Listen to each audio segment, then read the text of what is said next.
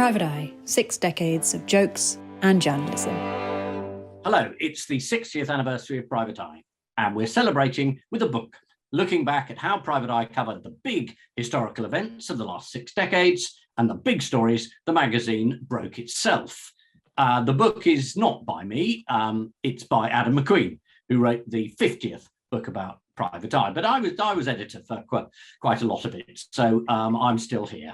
We'll be accompanying you over the next 6 days to take you through the decades, and we're going to hear excerpts from the 60s, 70s, 80s, 90s, 20s and 2010s, and the bit after that. Anyway, we're going to do all that, performed by none other than Jan Ravens, Lewis Macleod, and Harry Enfield.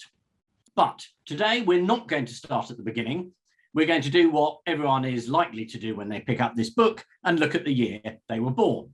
And to do so, we're going to start with the year that I was born, which was 1960. Oh no, hang on, Private Eye didn't exist then. It only started in October 61. So we're not going to do that. We're going to hear from 3 Private Eye contributors, ranging from the distressingly young to the frankly offensively youthful. First of all up, it's Sarah Shannon, one of the journalists, or hacks as they're reverently known on the magazine, who joined straight out of journalism college back in the 1990s. Sarah, remind me, why did I hire you? No, that's not what the question says. It says, when did you join? I joined way back in 1994. Right, and you were the first full-time journalist the magazine had ever employed. Yes, I think I can claim that.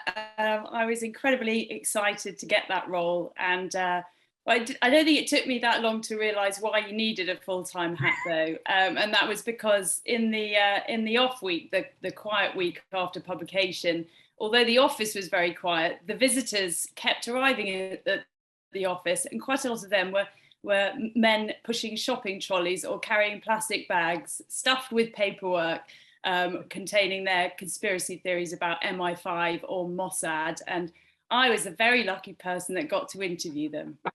And I imagine they were a fount of incredible stories. They were. One always had to check. So when did you first become aware of the Eye? I don't think I was very aware of it growing up, I'm afraid, but I can remember watching the BBC News at 9 o'clock, so that dates it, and seeing you come out of the court after the Sonia Sutcliffe libel trial saying, if that's justice, then I'm a banana, and me thinking, what an extraordinary thing for a grown-up person to say. And yeah, that was the first. The only bit of that I'm going to quibble with is the grown-up person. So it was, in fact, one of the stories that first got your interest. Yes, exactly. That enormous libel payout that beat even Jeffrey Archer's well-deserved libel payout previously. Yes, world-beating. That's what we've always tried to be, even in terms of throwing money down the toilet. And so what year were you absolutely born? Do I have to answer that? Yes, you do. 1972. Oh, right. Same as Joan Collins, then. Oh, yes. I was born the day before Bloody Sunday in 1972. Wow. An auspicious day, one feels, yeah. Well, Adam, what else was going on then, certainly in terms of the Eye? Well, in terms of the country was falling apart, basically. Strikes everywhere, states of emergency, shortages in the shops, lights going out. Sounds quite a lot like 2021, really, doesn't it? It's just slightly familiar.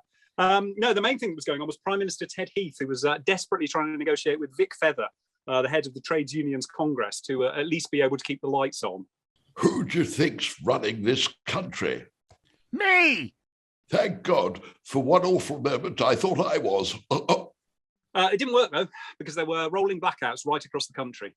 Emergency supplies of Dr. Finley's casebook on the buses and the blacked out minstrel show were rushed to several parts of the country yesterday, following the news that millions of people had spent several hours without television.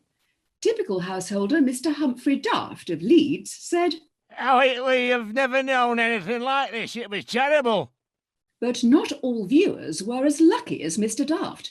The films arrived too late for Mr. Enoch Finger, a retired mattress spring bender of Robertsbridge Staffs.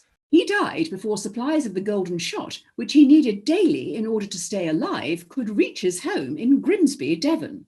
A neighbour commented, Mr. Finger lived alone with only his wife and 7 children to keep him company. These miners should be made to see just what they're doing to people like Enoch. And how would they like to spend hours every day in the dark with just a flickering light to show them the way? And at the same time, in 1972, there was quite a bit going on in the back of the magazine, as Paul Foote, the Eye's legendary investigative journalist, continued almost single-handedly to unravel the Paulson Scandal. Adam, remind us what this was about. Yeah, so this is in the 60 Yearbook too, which contains both the jokes and the journalism, the scoops and the spoofs, as we like to call them. So the Paulson Scandal was this massive web of corruption, which centred on this unqualified architect, a guy called John Paulson, who he acquired contracts all across mostly northern England, but actually right over the country and in other countries as well, mostly to throw up those sort of crappy concrete tower blocks that were going up everywhere in the 1960s, very, very shoddily built and quite liable to fall down or let the rain in and generally useless. But he and his cronies, including a PR man called T. Dan Smith, basically had got all these contracts by bribing councillors and public officials on this massive scale. And that included MPs as well, including a guy called Reginald Wardling. So in 1970, when Paul Foote has already been digging into this scandal for an awfully long time, Ted Heath decides to make Reginald Wardling his Home Secretary. Unbelievable, a desperate Prime Minister appointing an unsuitable Home Secretary. I know, it's incredible. You just cannot imagine such a thing happening in this day and age. But this eventually resulted in Wardling being in charge of the police force who were actually investigating his involvement in all of these dodgy Paulson companies, which obviously even then was pretty untenable. So he had to resign as Home Secretary, and that was kind of the big first major scalp that the Eye took in its history. Sarah, you worked with Paul Foote as a young journalist when you first joined the Eye, didn't you? Well, what was that like? It was fantastic. I'd been at journalism college, and Paul had come in to speak to my year group and had talked about the stories he'd covered and had been, very inspiring, one of the best speakers we'd ever had. And then a few months later, I found I was working alongside him. So, I couldn't believe my luck, basically. And what was his attitude to most stories? I mean, I know the attitude as an editor. He wanted them all in, uncut, and exactly as he'd written them. But when he was at work, what was he like? I would say he was dogged, and I don't know how he would have taken the way that PR and marketing and people work today, where they basically don't answer the question that you put to them. That would have literally had him with Steve coming out of his ears. But yeah, I learned a lot from him about how to put questions to organisations in a incredibly straightforward, factual, you can't get out of this, you bastards sort of way. Well, Paul always used to say to me, he said he had two approaches to journalism, one which was name the guilty men, and the other one was rogues gallery, which was exactly the same idea. You have to remember also his other approach to journalism was terrible puns in headlines. That's one of my earliest memories of the Eye, is him sitting down in the production studio just coming up with the most appalling puns, which he'd slap all across his stories in footnotes in the back. I think that was one of the bits he enjoyed most of all. Scoops and spoofs, it's still the same. But Sarah, I mean, you've tried to leave the Eye and you never quite are allowed to, and you keep coming back. So now you're back. How much has changed in terms of the journalism? I think it's changed a huge amount. I think it's become a bit more grown up, as befits a magazine growing into middle age, but it's still very naughty and rude, but also, yes, very factual and yeah, checks the facts a little bit more, perhaps, than... How dare you? How dare you? No wonder you had to leave. So, as we say at the Eye, that's enough, Sarah. Thank you. Goodbye. Time to move on. So, Now we're joined by Andrew Hunter-Murray, who not only contributes both jokes and journalism to the magazine, but who's so modern and young and hip that he's been presenting the Eye's podcast, page 94, since 2015. It's new media, it's the inter thingy. Andy, tell us, can you remember when you first became aware of Private Eye? Yeah, I can remember this. How sad is this? I can remember the exact issue number, which was 932. And that's because it was the Princess Diana one. Princess Diana had just died, and that was a very controversial cover. I remember my dad bringing a copy of the magazine home and reading it and reading the jokes and thinking, my God, there are jokes even at a time like this. And lots of the jokes I didn't get until years and years later. There was a cartoon which featured Rupert Murdoch, who, as a 10-year-old, I'm not ashamed to admit I didn't know who Rupert Murdoch was or what he looked like. And then about 15 years later, I remember the cartoon for whatever reason. I thought, oh, hang on, that was Rupert Murdoch, wasn't it? And then I still got the mag, so I was able to go and check, and it was. Well, that's impressive. And you weren't put off, and your family weren't lynched for not showing appropriate grief at the time. No, and then actually, I think my dad brought home issue 933, and then that had all the letters of people who were furious about issue 932. And I found that even funnier, I think. So, yeah, letters and the jokes were what got me into it. Well, yeah. I mean, if at a young age you found that funny, then there was no other route for you. Yeah, really. Pretty nailed on. I think I wrote at the age of about 16 asking for work experience. And I think either Hilary or Sue wrote back saying, just wait a few years, write again when you're in your second year of university. So I did. And then, so what age did that make you when you joined the Eye? Just 21, and it means I was born in 1987. 1987, perfect, good. There's a maths test to get onto the Eye. So, Adam, what was going on in 1987? 1987. So you've got Mrs. Thatcher at the absolute height of her reign.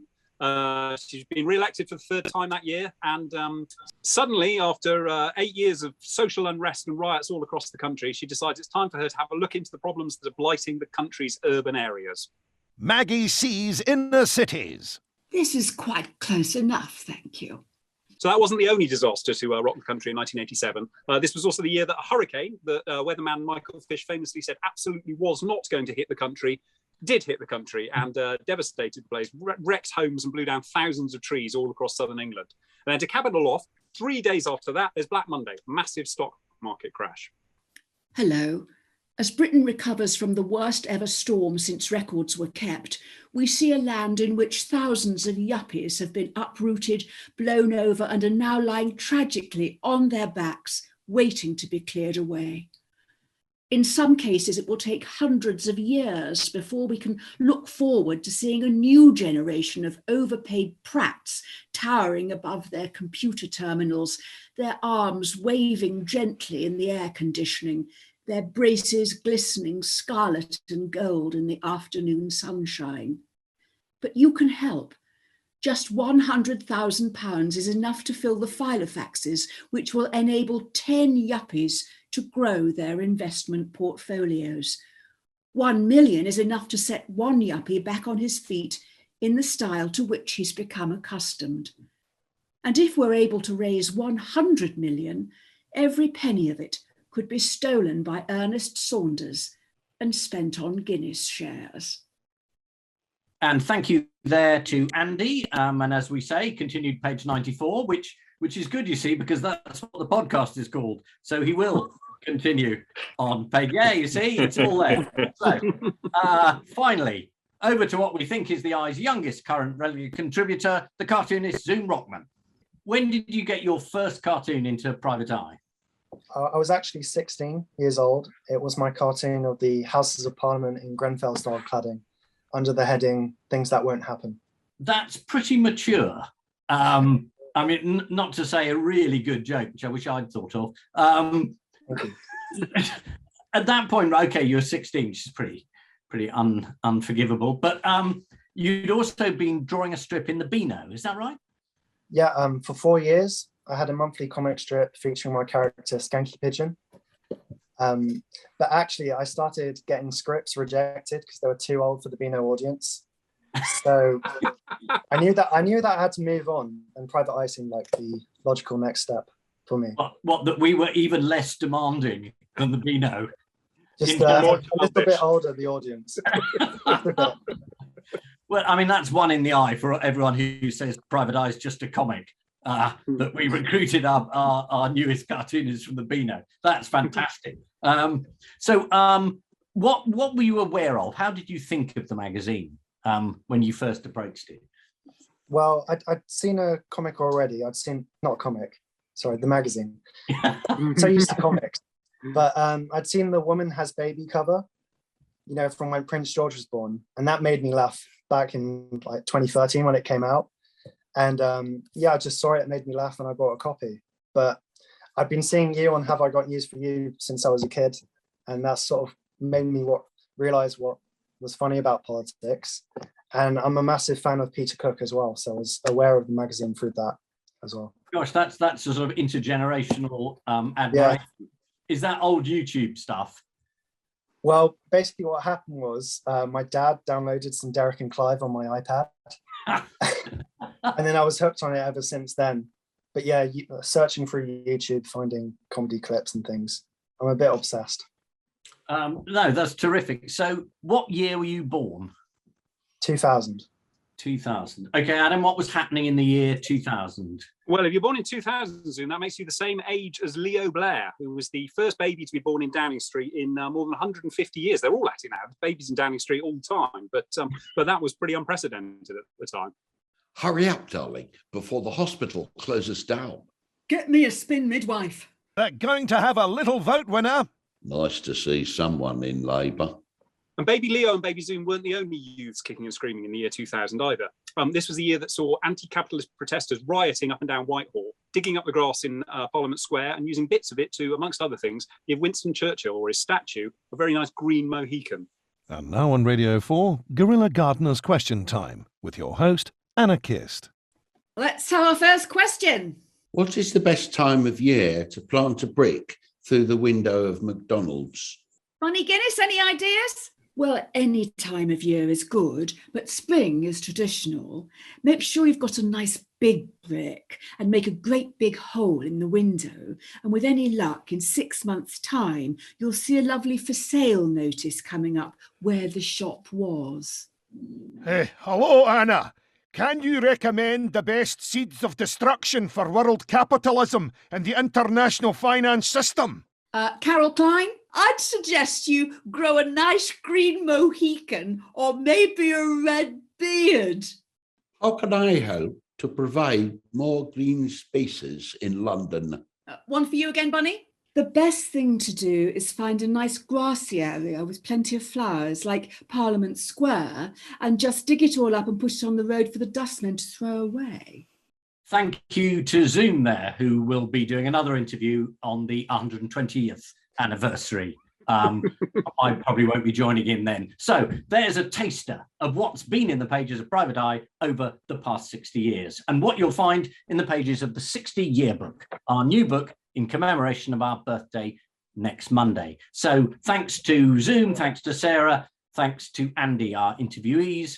Over the next 6 days, we're going to be looking in turn at each of the past 6 decades and revisiting some of Private Eye's favourite characters, from Dave Spart to Dennis Thatcher to Dominic Cummings, courtesy of the brilliant Jan Ravens, Lewis Macleod and Harry Enfield.